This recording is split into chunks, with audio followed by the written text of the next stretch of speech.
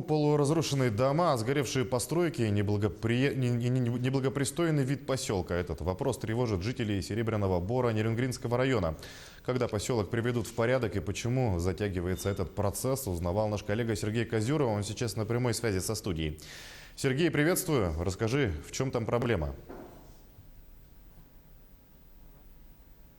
Да, Сергей, приветствую тебя. А проблема такая, и начинается она с вида из окна. Очень остро в поселке стоит вопрос о демонтаже и рекультивации старых домов, из-за которых поселок буквально выглядит как постапокалипсис, после апокалипсиса. Но есть и еще большая угроза от этих домов, потому что с недавнего времени в поселке появились так называемые поджигатели.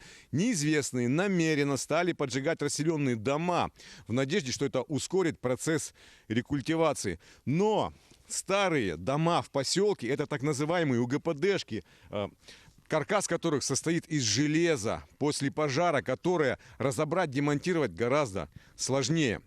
Ну и плюс к тому, что еще возле этих домов заброшенных находятся рядом уже новостройки, и пожар очень серьезно наносит очень серьезный урон.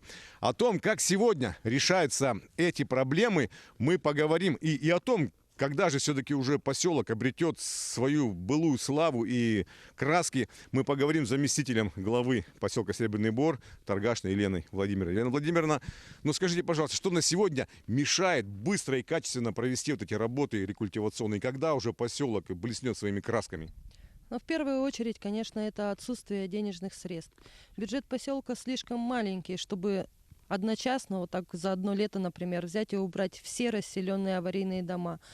Так, например, в конце 2018 года мы расселили 82 дома.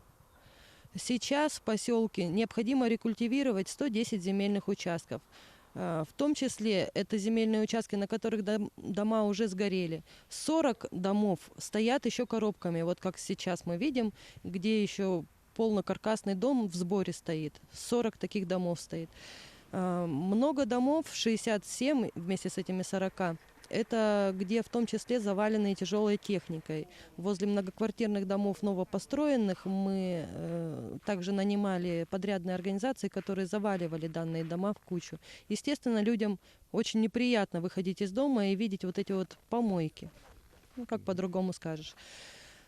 Сейчас у нас ведется взаимодействие идет с Министерством строительства, с республиканскими органами исполнительной власти на вопрос выделения денежных средств как раз-таки для рекультивации.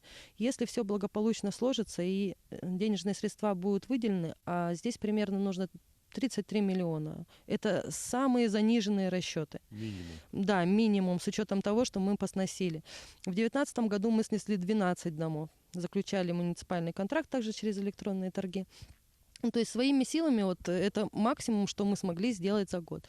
Если выделят средства, естественно, в течение 3 месяцев летних мы сможем облагородить поселок, рекультивировать земельные участки под многоквартирными домами. И тогда поселок заиграет новыми красками на фоне новопостроенных домов. спасибо большое, Елена Владимировна. Но поселку Серебряный Бор всегда пророчили судьбу Рублевки. Надеемся, что так оно и будет. Или как там у Маяковского, через 4 года здесь будет город-сад.